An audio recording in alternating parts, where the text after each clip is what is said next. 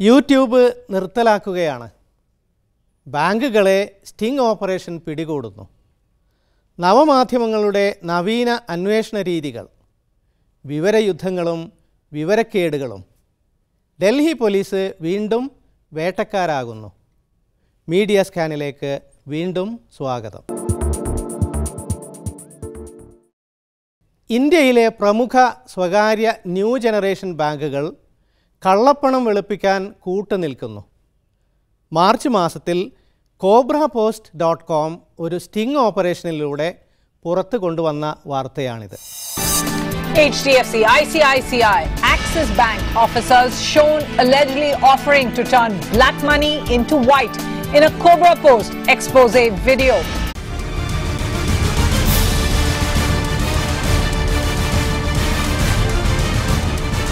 Cobra post का बड़ा खुलासा। देश में मनी लॉन्ड्रिंग के नेटवर्क का पर्दाफाश।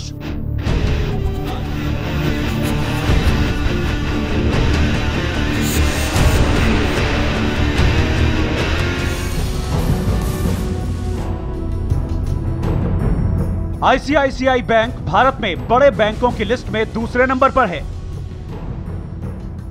हजारों ब्रांच, लाखों एटीएम वाला ICICI बैंक पूरे भारत में फैला हुआ है।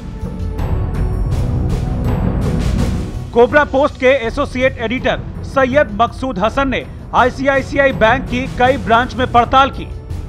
कोबरा पोस्ट के मुताबिक ICICI बैंक भी मनी लॉन्ड्रिंग में शामिल है। രാഷ്ട്രീയക്കാരുടെ അഴിമതിയും മറ്റും മുമ്പ് പുറത്തു കൊണ്ടുവന്ന തെഹൽക്ക.കോമിനെ പോലെ കോബ്ര പോസ്റ്റും ഒരു ഓൺലൈൻ മാഗസിനാണ്. മുമ്പ് തെഹൽക്കയിൽ ഉണ്ടായിരുന്ന അനിരുദ്ധ ബെഹൽ ആണ് കോബ്ര പോസ്റ്റിന്റെ എഡിറ്റർ. റിസർവ് ബാങ്കിന്റെയും കേന്ദ്ര സർക്കാരിന്റെയും അടിയന്തര നടപടിക്ക് വഴിവെച്ച ഇത്തവണത്തെ സ്കൂപ്പ് മാർച്ച് 14-നാണ് കോബ്ര പോസ്റ്റ് പുറത്തുവിട്ടത്. ICICI bank, HDFC bank, axis bank എന്നിവയിലെ പല ഉദ്യോഗസ്ഥരും നികുതി വെട്ടിപ്പിന്റെയും കള്ളപ്പണം വെളുപ്പിക്കുന്നതിന്റെയും വഴികൾ ഉപഭോക്താക്കൾക്ക് ഉപദേശിച്ചു കൊടുക്കുന്നുണ്ടത്രേ. ഓപ്പറേഷൻ റെഡ് സ്പൈഡർ എന്ന് പേരിട്ട സ്റ്റിംഗ് ഓപ്പറേഷനിലൂടെ ഇന്ത്യയിൽ പലയിടത്തു നിന്നും വസ്തുതകൾ ശേഖരിച്ചത് Cobra Post associate editor Syed Masroor ഹസനാണ്. താൻ രാജീവ് ശർമ്മ എന്ന രാഷ്ട്രീയ നേതാവാണെന്ന് സ്വയം പരിചയപ്പെടുത്തിക്കൊണ്ട് അദ്ദേഹം ബാങ്കുകളുടെ വിവിധ ശാഖകളിൽ ചെന്നു. കുറച്ചു കള്ളപ്പണമുണ്ടെന്നും അത് വെളുപ്പിച്ചു തരണമെന്നും അഭ്യർത്ഥിച്ചു. പലതരം വിദ്യകൾ ബാങ്കുകൾക്ക് പറയാനുണ്ടായിരുന്നു. എല്ലാം റെക്കോർഡ് ചെയ്തു. ഈ ടേപ്പുകൾ റിസർവ് ബാങ്കിന് കൊടുത്തിട്ടുണ്ട്.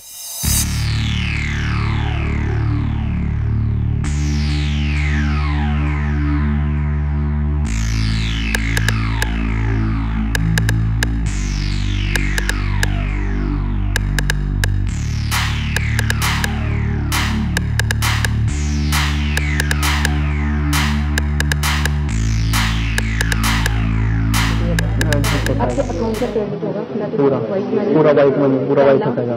ठीक है, हाँ, एक guarantee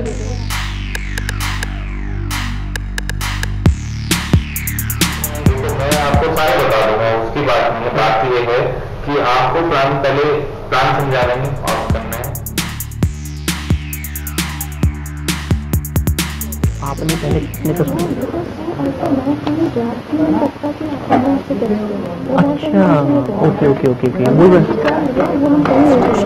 Including the likes of HDFC, ICICI and Axis Bank, showing how bank employees are helping customers convert black money into white. 100 കണക്കിന് മണിക്കൂറുകളുടെ സംഭാഷണങ്ങൾ ടേപ്പുകളിലുണ്ട്. ഏതായാലും വാർത്ത ദേശീയ സാമ്പത്തിക രംഗത്ത് വലിയ കോളിളക്കമുണ്ടാക്കി. റിസർവ് ബാങ്കും കേന്ദ്രമന്ത്രി ചിദംബരവും അന്വേഷണം പ്രഖ്യാപിച്ചു. ടേപ്പുകൾ കൃത്രിമമാകാമെന്ന ബാങ്കുകാരുടെ വിശദീകരണം അധികമാരും വിശ്വസിച്ചിട്ടില്ല. കോബ്ര പോസ്റ്റ് മുമ്പും സ്റ്റിംഗ് ഓപ്പറേഷനിലൂടെ വൻ വാർത്തകൾ സൃഷ്ടിച്ചിട്ടുണ്ട്. അക്കൂട്ടത്തിൽപ്പെടുന്നതാണ് ഓപ്പറേഷൻ ദുര്യോധന. 2005-ൽ കോബ്ര പോസ്റ്റ് തുടങ്ങിയ വർഷമായിരുന്നു അത് നടന്നത്. പാർലമെന്റിന്റെ ഇരുസഭകളിലെയും ചില അംഗങ്ങൾ സഭയിൽ ചോദ്യം ചോദിക്കാൻ കോഴ വാങ്ങുന്നു എന്നത് അനിരുദ്ധ ബെഹൽ തുറന്നു കാട്ടി. മുമ്പ് തെഹൽക്കയിലായിരിക്കെ തരുൺ തേജ്പാലുമായി ചേർന്ന് അനിരുദ്ധ ബെഹൽ നടത്തിയ മറ്റൊരു സ്റ്റിംഗ് ഓപ്പറേഷനിൽ ഇന്ത്യൻ ക്രിക്കറ്റ് ടീം അംഗങ്ങളുടെ ഒത്തുകളി വിവരങ്ങൾ പുറത്തു കൊണ്ടുവന്നു. ഇന്ത്യൻ പ്രതിരോധ രംഗത്ത് കരാറുകൾ ഉറപ്പിക്കുന്നതിൽ നടത്തുന്ന അഴിമതി തുറന്നു കാട്ടിയ ഓപ്പറേഷൻ വെസ്റ്റ് എൻഡ് എന്ന അന്വേഷണത്തിനും അനിരുദ്ധ ബഹൽ പങ്കാളിയായിരുന്നു. പുത്തൻ ബാങ്കുകളുടെ തട്ടിപ്പുകളെ പറ്റിയുള്ള ഓപ്പറേഷൻ റെഡ് സ്പൈഡറിന്റെ വീഡിയോ മാർച്ച് 14-ന് ഇന്റർനെറ്റിൽ പോസ്റ്റ് ചെയ്തു. പുതുതലമുറ ബാങ്കുകളുടെ പുതിയ വിദ്യകൾ പുറത്തു കൊണ്ടുവരാൻ ഔദ്യോഗിക രഹസ്യാന്വേഷകർക്ക് കഴിയുമോ? കഴിഞ്ഞാലും ഇല്ലെങ്കിലും മാധ്യമങ്ങൾ അവയുടെ പുത്തൻ സങ്കേതങ്ങളുമായി വലയൊരുക്കി കാത്തിരിക്കുന്നുണ്ട്. ലോകം കണ്ട ഏറ്റവും വലിയ ഒളിയാക്രമണം എന്ന് BBC. ഈ മാർച്ചിലാണ് അധോലോക മഹായുദ്ധം നടന്നത്. 5 രാജ്യങ്ങളിലെ പോലീസ് അന്വേഷണം തുടങ്ങിക്കഴിഞ്ഞു.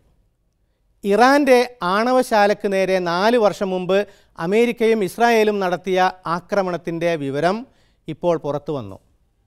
ദക്ഷിണ കൊറിയയും അമേരിക്കയും ചേർന്ന് ഉത്തര കൊറിയയെ ആക്രമിച്ചു. ചൈനീസ് സൈന്യം അമേരിക്കയുടെ വ്യാപാര രഹസ്യങ്ങൾ വൻതോതിൽ ചോർത്തി. തെറ്റിദ്ധരിക്കേണ്ട, ഇപ്പറഞ്ഞ യുദ്ധവും സംഘർഷവും ആരും പുറത്ത് കണ്ടതല്ല. പക്ഷേ ഇതെല്ലാം സത്യമാണ്.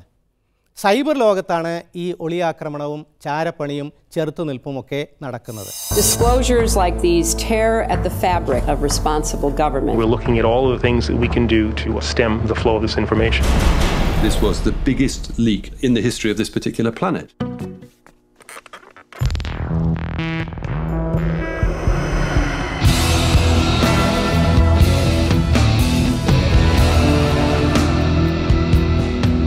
Greetings, Canada.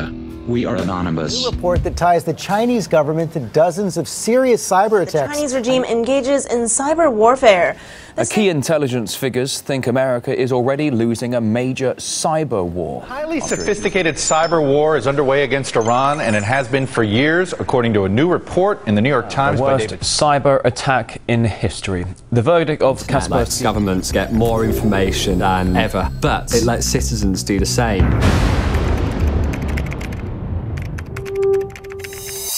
ഇന്റർനെറ്റ് ഇന്നൊരു വലിയ പോർമുഖമായിരിക്കുന്നു. വിവരം ചോർത്തലും കള്ളവാർത്ത പരത്തലുമെല്ലാം തിരുതകൃതിയാണ് അവിടെ. സ്പാം ഹോസ് എന്ന ഇന്റർനെറ്റ് സ്ഥാപനത്തിനെതിരെ സൈബർ ബങ്കർ എന്ന സ്ഥാപനം നടത്തിയ സൈബർ ആക്രമണം ഇന്റർനെറ്റിനെ വല്ലാതെ ബാധിച്ചു. അനാവശ്യ ഇമെയിൽ സന്ദേശങ്ങൾ തടയുന്ന ജോലിയാണ് സ്പാം ഹോസിൻ്റേത്. സൈബർ ബങ്കറിനെ അപ്പടി അവർ കരിമ്പട്ടികയിൽപ്പെടുത്തി. അവരുടെ ഇമെയിലുകൾ തടഞ്ഞു. വിലാസങ്ങൾ കൈകാര്യം ചെയ്യുന്ന സെർവറുകളെ ലക്ഷ്യമിട്ട് സൈബർ ബങ്കർ നടത്തിയ ആക്രമണം ഇന്റർനെറ്റ് സേവനങ്ങൾക്ക് ആഘാതമായി. ഇറാന്റെ ആണവ നിലയങ്ങളെ ലക്ഷ്യമിട്ട് അമേരിക്കയും ഇസ്രായേലും ഇറക്കിയ സ്റ്റക്സ്നെറ്റ് വൈറസിനെ ഗവേഷകർ കണ്ടുപിടിച്ചിരിക്കുന്നു. 2007-ലായിരുന്നു സൈബർ ആക്രമണം. ഉത്തര കൊറിയയുടെ ഇന്റർനെറ്റ് സേവനങ്ങൾക്കെതിരെ മറ്റൊരു സൈബർ ആക്രമണം നടന്നു. ആക്രമണം നടത്തിയത് അമേരിക്കയും കൂട്ടാളികളുമാണ് എന്ന് ഉത്തര കൊറിയ ആരോപിക്കുന്നുണ്ട്. അതിനിടയ്ക്കിതാ കടുവയെ കിടുവ പിടിക്കുന്നു. China has been blamed by U.S. cybersecurity experts for hacking other countries' computers. A coordinated cyber attack that downed several businesses in South Korea has been traced to China. Tonight lifts the veil on a kind of invisible war, China unleashing its full spy power on American power grids and the wealth of American manufacturing. The Chinese People's Liberation Army has more than 2 million personnel. But it is the 1,000 or so in this nondescript building in Shanghai that may pose the biggest threat to the U.S. This is the headquarters of the Army's secretive unit number 61398, where, according to the new report today by the Mandiant security firm, English-speaking computer experts spend their days stealing secrets from U.S. companies and hacking into government sites. US സർക്കാരിൻ്റെയും വ്യാപാര സ്ഥാപനങ്ങളുടെയും രഹസ്യങ്ങൾ cyber ചാരപ്പണി വഴി China ചോർത്തിയെടുത്തു. ഇത് America പരാതിപ്പെട്ടിരിക്കുകയാണ്. 140 US കമ്പനികൾക്കെതിരെ ഒരു Chinese സൈനിക unit വർഷങ്ങളായി cyber ആക്രമണം നടത്തുന്നുണ്ടത്രേ. പക്ഷേ ഇവിടെയും വലിയ രാജ്യങ്ങൾക്ക് 2 താപ്പാണ്.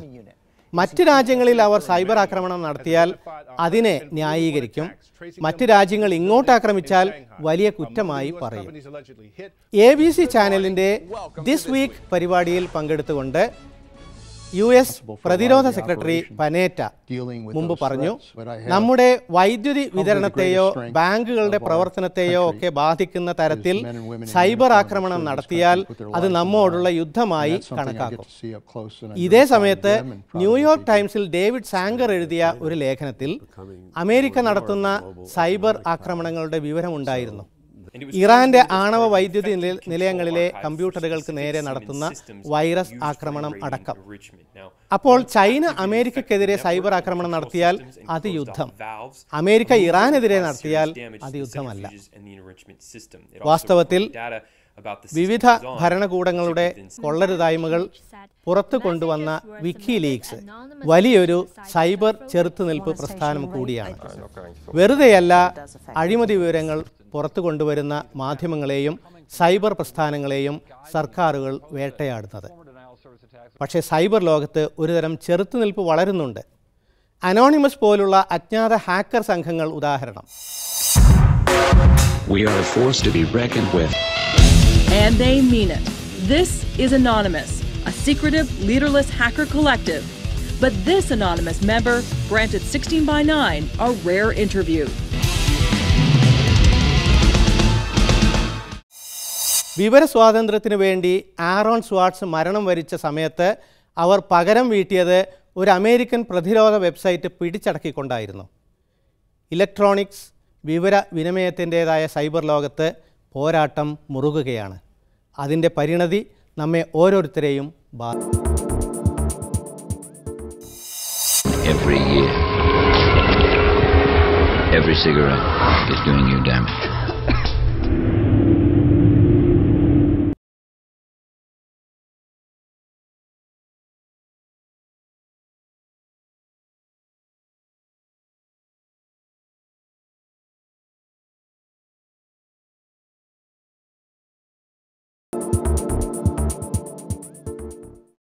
സിഗരറ്റ് പരസ്യങ്ങൾ ഇന്ന് മിക്ക രാജ്യങ്ങളിലും നിരോധിച്ചിരിക്കുന്നു. പുകവലി ആരോഗ്യം നശിപ്പിക്കും എന്നത് തന്നെ കാരണം. പക്ഷേ സിഗരറ്റ് ഉൽപ്പാദകർക്ക് അതൊരു കച്ചവടമാണ്. ധാരാളം ആളുകൾ സിഗരറ്റ് വാങ്ങി വലിച്ചെങ്കിലേ കച്ചവടം വിജയിക്കൂ. അപ്പോഴേ നികുതി വഴി രാജ്യത്തിന് വരുമാനമുണ്ടാകും.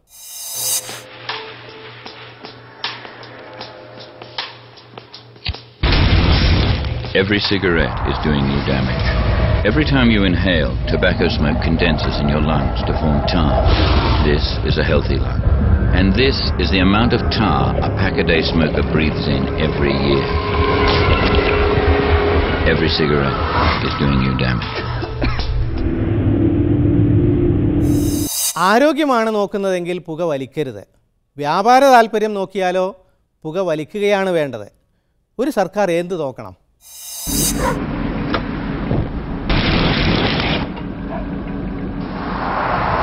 Every cigarette is doing you damage. This is part of an aorta, the main artery from the heart. Smoking makes arterioles sticky and collect dangerous fatty deposits. This much was found stuck to the aorta wall of a smoker, age 32. Every cigarette is doing you damage. 1980കളിൽ American സർക്കാർ നേരിട്ട വലിയ ധർമ്മസങ്കടമായിരുന്നു ഇത്. ആരോഗ്യ വകുപ്പിൻ്റെ അഭിപ്രായം പുകവലിക്കെതിരെ, വ്യാപാര വകുപ്പിൻ്റെ അഭിപ്രായം പുകവലിക്ക് അനുകൂലം. പരിഹാരം രസകരമായിരുന്നു. നാട്ടുകാരിൽ പുകവലി ശീലം കുറയ്ക്കാൻ ആരോഗ്യ വകുപ്പ് രംഗത്തിറങ്ങി. ഉപഭോഗം കുറഞ്ഞു. അതേസമയം വിദേശങ്ങളിൽ അമേരിക്കൻ സിഗരറ്റിൻ്റെ കച്ചവടം വർദ്ധിപ്പിക്കാൻ വ്യാപാര വകുപ്പ് പദ്ധതി തയ്യാറാക്കി. തായ്ലൻഡിലും ഇതേ കാലത്ത് പുകവലി ശീലത്തിനെതിരെ നിയമങ്ങൾ വന്നിരുന്നു. വിദേശ സിഗരറ്റിൻ്റെ ഇറക്കുമതി അവർ നിർത്തിയിരുന്നു. സിഗരറ്റ് ഉൽപ്പാദനം കുറഞ്ഞു. എന്നാൽ 1989ഓടെ അമേരിക്കൻ സിഗരറ്റുകൾ തായ്ലൻഡിലേക്ക് കള്ളക്കടത്തായി എത്തി. ഇത് തടയാൻ തായ്ലൻഡ് ശ്രമിച്ചപ്പോൾ അമേരിക്ക കണ്ണുരുട്ടി. അമേരിക്കയിൽ സിഗരറ്റ് പരസ്യം നിരോധിക്കാൻ തുടങ്ങിയ കാലത്ത് തന്നെ തായ് പത്രങ്ങളിൽ അമേരിക്കൻ സിഗരറ്റുകളുടെ പരസ്യം വന്നു. തായ് സർക്കാർ സിഗരറ്റ് പരസ്യം നിരോധിച്ചപ്പോൾ അമേരിക്കൻ ഉൽപ്പാദകർ US വ്യാപാര വകുപ്പിൽ സമ്മർദ്ദം ചെലുത്തി പരസ്യ നിരോധം പിൻവലിപ്പിച്ചു. ചുരുക്കം ഇതാണ്: ഒരേ വിഷയത്തെ വ്യത്യസ്ത കോണുകളിലൂടെ നോക്കുമ്പോൾ വ്യത്യസ്ത കാഴ്ചപ്പാടും വ്യത്യസ്ത രാഷ്ട്രീയവുമാണ് വെളിപ്പെടുക. വിദേശ മരുന്ന് കമ്പനിയായ നോവാർട്ടീസിന് അർബുദ മരുന്നിൻ്റെ പേറ്റന്റ് അനുവദിക്കാൻ സുപ്രീം കോടതി വിസമ്മതിച്ച ചരിത്രപ്രധാനമായ സംഭവം ശ്രദ്ധിക്കുക. That's after the Supreme Court dismissed the claim of Swiss pharma major Novartis to patent its cancer drug in India. Swiss pharma giant wanted to patent the drug Glivec, an anti-cancer medicine manufactured by India will now be allowed to reproduce drugs at a much cheaper rate. India's Supreme Court has rejected a bid by the Swiss drug company Novartis.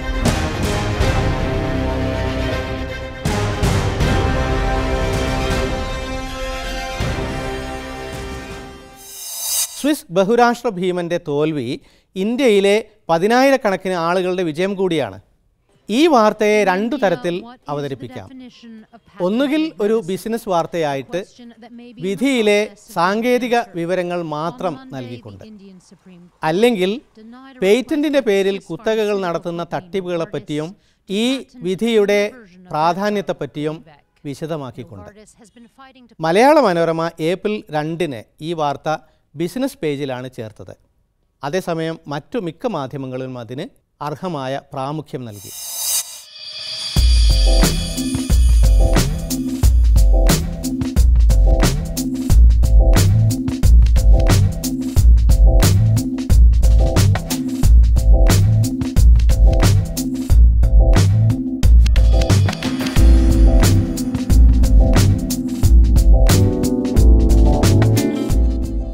രാഷ്ട്രീയ sensation എന്ന സുനാമിയിൽ വലിയ വാർത്തകൾ ഒലിച്ചു പോകുന്നുണ്ടോ? April 1 നോവാർട്ടീസ് വിധിയെപ്പറ്റി ചർച്ച നടത്താൻ ഒരുങ്ങിയ ചാനലുകൾ സമയമെത്തിയപ്പോഴേക്കും ഗണേഷ് കുമാർ യാമിനി തങ്കച്ചി വഴക്ക് ചർച്ചാ വിഷയമാക്കി കളഞ്ഞു. Kerala Minister Ganesh Kumar resigned on Monday after allegations of domestic abuse cropped up against The leader, Minister KB Ganesh Kumar, who has resigned following allegations of domestic violence by wife. के one मंत्री के B Ganesh Kumar ने अपने पद से इस्तीफा दे दिया है, जिससे முன்னாள் அமைச்சர் பாலகிருஷ்ண பிள்ளையின் மகன் நடிகர் கணேஷ் குமார் விளையாட்டுத்துறை அமைச்சராக இருக்கிறார். இவருக்கும் அவரது தந்தைக்கும் இடையே அண்மை காலமாக கடும் மோதல் நடைபெற்று வருகிறது. അദ്ദേഹം കൂടെ ചേർന്നാണ് എന്നെ ഇപ്പം ചീറ്റ് ചെയ്തിരിക്കുന്നത്. രാജിക്കത്ത് നാളെ ഗവർണർക്ക് അയച്ചു കൊടുക്കാനായിട്ട് തീരുമാനിച്ചിട്ടുണ്ട്. ആഴ്ചകൾ നീണ്ട വിവാദങ്ങൾക്കൊടുവിലാണ് കെ ബി ഗണേഷ് കുമാർ മന്ത്രിസ്ഥാനം രാജിവെച്ചിരിക്കുന്നത്. മന്ത്രി രാജിവെച്ച് സ്ഥാനമൊഴിഞ്ഞുവെങ്കിലും വിവാദങ്ങൾ ഇവിടം കൊണ്ട് അവസാനിക്കില്ല. നോവാർട്ടീസിനെതിരെ സമര നിരയിലുണ്ടായിരുന്ന ഡോക്ടർ ബി ഇഖ്ബാൽ ഫേസ്ബുക്കിൽ പരാതിപ്പെട്ടത് ഇങ്ങനെയാണ്: ചർച്ചയിൽ പങ്കെടുക്കാൻ ക്ഷണിച്ച 4 ചാനലുകളിൽ 3 എണ്ണം 6 മണിയായപ്പോൾ പിന്മാറി. 9 മണിയുടെ ചർച്ചയ്ക്കായി 4ാമത്തെ ചാനൽ റെക്കോർഡ് ചെയ്തെങ്കിലും സംപ്രേഷണം തുടങ്ങിയ പാടെ കട്ട് ചെയ്ത് യാമിനിയുടെ ക്ലിഫ് ഹൗസ് സന്ദർശനത്തിലേക്ക് പോയി. ചാനലുകൾ കാഴ്ചക്കാരെ ദുശീലം പഠിപ്പിക്കുന്നതോ അതോ കാഴ്ചക്കാർ ചാനലുകളെ പഴഞ്ചൻ വഴിയെ നടത്തുന്നതോ? ഏപ്രിൽ 2, 3 ദിവസങ്ങളിലെ മലയാള പത്രങ്ങൾ പരിശോധിച്ചാൽ രാഷ്ട്രീയ സെൻസേഷണൽ വാർത്തകൾക്ക് അവ നൽകുന്ന പ്രാധാന്യം വ്യക്തമാകും. ഈ ദിവസങ്ങളിലെ പ്രധാന സംഭവങ്ങളിൽ സൗദി അറേബ്യയിലെ സ്വദേശിവൽക്കരണം നിതാഖാത്ത് ഉയർത്തിയ ആശങ്കകൾ, നോവാർട്ടീസ് വിധി എന്നിവ ഉൾപ്പെടും. 2 ദിവസങ്ങളിലും മലയാള പത്രങ്ങളുടെ ലീഡ് വാർത്ത ഗണേഷ് യാമിനി പ്രശ്നമായിരുന്നു. മന്ത്രിയുടെ രാജി തലക്കെട്ട് പിടിച്ചത് സ്വാഭാവികം. പക്ഷേ കുടുംബ വഴക്കിൻ്റെ വിശദാംശങ്ങളും രാഷ്ട്രീയക്കാരുടെ വിഴുപ്പലക്കളുമെല്ലാം ഒന്നും വിടാതെ ചേർക്കാൻ കൂടി പത്രങ്ങൾ ശ്രദ്ധിച്ചു. ഏപ്രിൽ 2 മലയാള മനോരമ ഗണേഷ് വിഷയത്തിൽ ലീഡ് വാർത്തയടക്കം 11 ഇനങ്ങൾ ചേർത്തു. നിതാഖാത്ത് വിഷയത്തിൽ 4 എണ്ണം, നോവാർട്ടീസ് വിധിയെപ്പറ്റി ഒരേ ഒരു റിപ്പോർട്ട്. ഏപ്രിൽ 3 ഗണേഷ് വിഷയത്തിൽ ലീഡടക്കം 11 റിപ്പോർട്ടുകൾ, നിതാഖാത്തിനെ പറ്റി 1 എണ്ണം. ഏപ്രിൽ 3 ഗണേഷ് വിഷയത്തിൽ മാതൃഭൂമിയും മാധ്യമവും യഥാക്രമം 13ഉം 12ഉം വീതം റിപ്പോർട്ട് ചേർത്തു. നിതാഖാത്തിനെ പറ്റി 3ഉം 5ഉം വീതം. ഏപ്രിൽ 2 ഗണേശിന് മാതൃഭൂമി മുൻ പേജ് മുഴുവൻ കൊടുത്തു. മാധ്യമം ലീഡടക്കം 11 റിപ്പോർട്ടുകൾ. നോവാർട്ടീസിന് ഇവ യഥാക്രമം 1ഉം 2ഉം വീതം കൊടുത്തപ്പോൾ നിതാഖാത്തിന് 7 വീതം കൊടുത്തു. മിക്ക പത്രങ്ങളുടെയും അവസ്ഥ ഇതുതന്നെ. ഗണേശ് വിഷയത്തിലെ പൈങ്കിളി സ്റ്റോറികൾ ധാരാളം. April Fool's Day, or All Fool's Day, is the one day of the year when you are allowed to mercilessly prank your friends, family, and coworkers.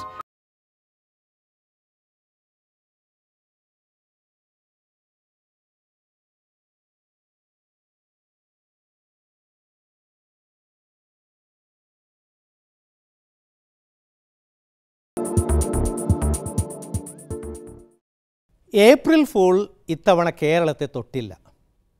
മന്ത്രി ഗണേഷ് കുമാറിൻ്റെ കുടുംബത്തകർച്ചയും അത് മുഖ്യമന്ത്രിക്കും മറ്റുമെതിരെ ഭീഷണിയായി വന്നതും ഗണേശിൻ്റെ രാജിയുമെല്ലാം ചേർന്ന് ആ കുറവ് നികത്തിയെന്നും പറയാം. പക്ഷേ നവമാധ്യമ രംഗത്ത് ഏപ്രിൽ ഫൂൾ ആചാരം കുറച്ച് കാര്യമായി തന്നെ നടന്നു. April Fool's Day, or All Fool's Day, is the one day of the year when you are allowed to mercilessly prank your friends, family, and co-workers. How exactly did this day come about? We don't actually know for sure what started the celebration of April Fool's Day. References can be found as early as the 1500s, but these accounts are infrequent and not very detailed. The most popular theory is that it began around 1582 in France during the reformation of the calendar. Before France adopted the Gregorian calendar, they celebrated New Year's for 8 days, beginning on March 25th and ending on April 1st. YouTube തൽക്കാലത്തേക്ക് അടച്ചുപൂട്ടുന്നു എന്നായിരുന്നു ഒന്ന്. പ്രഖ്യാപനം നടത്തിയത് YouTube CEO Salar കമങ്കർ തന്നെ.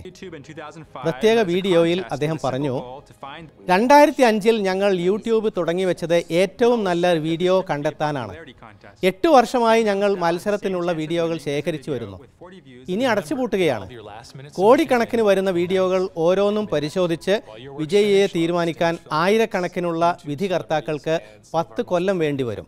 അതുകൊണ്ട് 2023 ഞങ്ങൾ ഇനി തുറക്കൂ. അന്ന് 1ാം സ്ഥാനം നേടിയ വീഡിയോ മാത്രമായിരിക്കും സൈറ്റിൽ ഉണ്ടാവുക. ഏതായാലും ഇത് തമാശയായി തന്നെ പലരും എടുത്തു. എന്നാൽ ഗൂഗിൾ അവതരിപ്പിച്ച മറ്റൊരു വീഡിയോ ചിലരെങ്കിലും ആദ്യം വിശ്വസിച്ചു പോയത്രേ.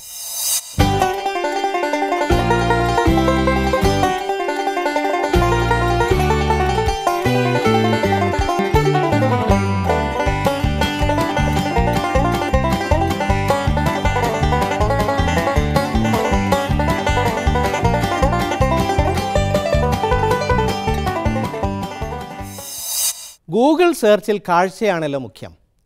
എന്നാൽ മണം നോക്കി സാധനങ്ങൾ തിരയാൻ സഹായിക്കുന്ന ഗൂഗിൾ നോസ് എന്നൊരു വിദ്യ ഏർപ്പെടുത്തി എന്നാണ് പുതിയ അവകാശവാദം. വിവിധ തരം ഗന്ധങ്ങൾ തിരഞ്ഞുപിടിക്കാൻ ഇത് സഹായിക്കുമത്രേ. ദുർഗന്ധങ്ങളെ ഒഴിവാക്കാൻ സേഫ് സെർച്ചും സാധ്യമാണ്. ലണ്ടനിലെ ഗാർഡിയൻ പത്രം ഗാർഡിയൻ ഗോഗിൾസ് എന്ന കണ്ണട പരിചയപ്പെടുത്തി. ഇൻ്റർനെറ്റ് കണക്ഷനുള്ള ഈ കണ്ണട കാണുന്നതിൻ്റെ എല്ലാം അകംപൊരുൾ വ്യക്തമാക്കുമത്രേ. വിഡ്ഢിദിനവുമായി ബന്ധപ്പെട്ട തമാശകളായിട്ട് പോലും പത്രങ്ങളിലൂടെ പ്രചരിച്ചു എന്ന കാരണത്താൽ പലരും വിശ്വസിച്ചു പോയ ചിലതുണ്ട്. ലണ്ടനിലെ ബിഗ് ബെൻ ക്ലോക്ക് ഡിജിറ്റലാക്കുന്നു എന്ന് 1980 BBC വ്യാജ വാർത്ത ഇറക്കി.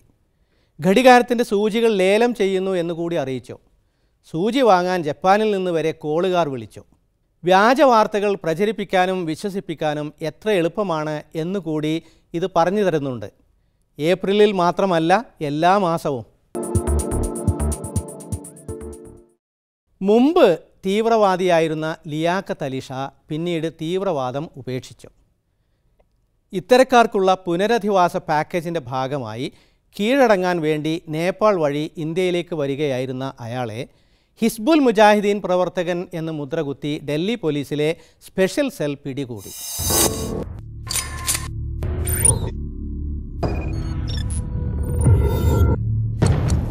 वो आतंकी है. वो वापस लौटता नौजवान है.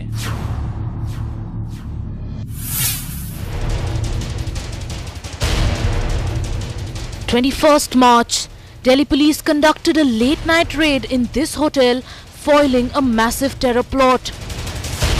Get across to Shailesh Kumar. Shailesh, Priyank was bringing out a very interesting point there. And it was communicated to other agencies. Was it the standard operating procedure? Seeking to take credit and conjure this entire theory of him being in Liaquat को दिल्ली पहुंचकर एक guest house से गोला बारूद और हथियार लेने थे. पुलिस का दावा है कि उसकी निशानदेही पर ही जामा मस्जिद के इस गेस्ट हाउस से एक AK-56, 2 मैगजीन और 30 गोलियां बरामद की गई और साथ ही 3 हैंड ग्रेनेड तक मिले हैं. പിന്നെ പതിവ് പോലെ കഥയുണ്ടാക്കി. അഫ്സൽ ഗുരുവിനെ തൂക്കിക്കൊന്നതിന് പ്രതികാരമായി ഡൽഹിയിൽ സ്ഫോടനം നടത്താൻ വരികയായിരുന്നു എന്നായി. പക്ഷേ പോലീസ് പറഞ്ഞ ഗൂഢാലോചനയുടെ തീയതി അഫ്സൽ ഗുരുവിനെ തൂക്കിലേറ്റുന്നതിന് മുമ്പാണെന്ന് വന്നതോടെ ആ കഥ പൊളിഞ്ഞു. ലിയാഖത്ത് കീഴടങ്ങുന്ന കൂട്ടത്തിൽപ്പെട്ടയാളാണെന്ന് ജമ്മു കശ്മീർ പോലീസും പറഞ്ഞതോടെ ഡൽഹി പോലീസിന് ഉത്തരം മുട്ടി. ഡൽഹി പോലീസിന്റെ കള്ളക്കഥകൾ മുമ്പും പലകുറി പൊളിഞ്ഞിട്ടുണ്ട്. ഫാബ്രിക്കേറ്റഡ് എന്ന പുസ്തകത്തിൽ ജാമിയ ടീച്ചേഴ്സ് സോളിഡാരിറ്റി അസോസിയേഷൻ കോടതിയിൽ തകർന്നുപോയ ഡസനിലധികം കേസുകൾ തുറന്നുകാട്ടിയിരുന്നു. കള്ളക്കേസുകൾ. വാസ്തവത്തിൽ ലിയാഖത്തിനെ കുടുക്കിയ രീതി തന്നെയാണ് അഫ്സൽ ഗുരുവിനെ കൊടുക്കാനും ഉപയോഗിച്ചതെന്ന് ചൂണ്ടിക്കാണിക്കപ്പെടുന്നുണ്ട്. സാധാരണ ജീവിതം നയിക്കാൻ ആഗ്രഹിച്ച അഫ്സൽ ഗുരുവിനെക്കുറിച്ച് വസ്തുനിഷ്ഠമായ ആഖ്യാനങ്ങൾ ഇറങ്ങിയിരിക്കുന്നു. KK സുഹൈൽ തയ്യാറാക്കിയ വീഡിയോ മാഗസിൻ ചില വശങ്ങളിലേക്ക് വെളിച്ചം വീശുന്നുണ്ട്. I would just like, if I may, read out from this. It's a very long letter, but magnetize the whole value-based policies, programs of and stand against this neo-colonialism of humanity, of cultures, universal values. Liaquat Ali ഷായെ UPയിലെ Gorakhpur railway സ്റ്റേഷനിൽ വെച്ച് arrest ചെയ്തതാണെന്ന Delhi പോലീസിന്റെ അവകാശവാദവും ഇപ്പോൾ പൊളിയുകയാണ്. അത് സംബന്ധിച്ച ഒരു video ഇപ്പോൾ ഇറങ്ങിയിരിക്കുന്നു. काबुल के आतंकवादी लिकायत अली का मकसद दिल्ली को दहलाने का था. टीम पहुंची. लिकायत के घर में उसकी पत्नी, बच्चों के अलावा मां और बड़ा भाई भी है. इनका कहना है कि लिकायत 16 साल पहले पाकिस्तान गया था. बीवी है, उसकी बीवी से हमको संदेशा मिला और उधर से फोन हुआ कि हाँ भाई ऐसे वो अरेस्ट हो गया. को यकीन है कि उनका बेटा वापस आएगा. हमने उसको बोला था रातू वीजे पर आए. वीजा पर आए जी. तो अभी आप किस इंतजार में इस वक्त बैठी हो? അതിർത്തി സേനാ ഉദ്യോഗസ്ഥർ മാധ്യമങ്ങളോട് വിശദീകരിക്കുന്നത് വിശദമായ അന്വേഷണത്തിന് വേണ്ടി ലിയാഖത്തിനെ പോലീസിന് കൈമാറിയതാണ് എന്നത്രേ. സത്യത്തിന്റെ വെളിച്ചം ഡൽഹി പോലീസിന് മേൽ പതിച്ചു തുടങ്ങിയിരിക്കുന്നു.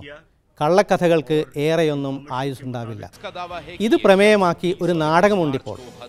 ഇരകളാക്കപ്പെടുന്ന ന്യൂനപക്ഷ വിഭാഗങ്ങളുടെ ജീവിതം പഠിക്കാനിറങ്ങിയ പത്രപ്രവർത്തകൻ. അവരുടെ വേദന അയാൾ അറിയുന്നു. അയാൾ തന്നെയും ഇരയാക്കപ്പെടുന്നു. ഡൽഹിയിൽ അരങ്ങേറ്റം കുറിച്ച അബദ്ധങ്ങളുടെ വിചാരണ, ട്രയൽ ഓഫ് എറേഴ്സ് എന്ന നാടകം ഡൽഹിയിലെയും മറ്റു സ്ഥലങ്ങളിലെയും യാഥാർത്ഥ്യത്തെ അരങ്ങിൽ ആവിഷ്കരിക്കുന്നു.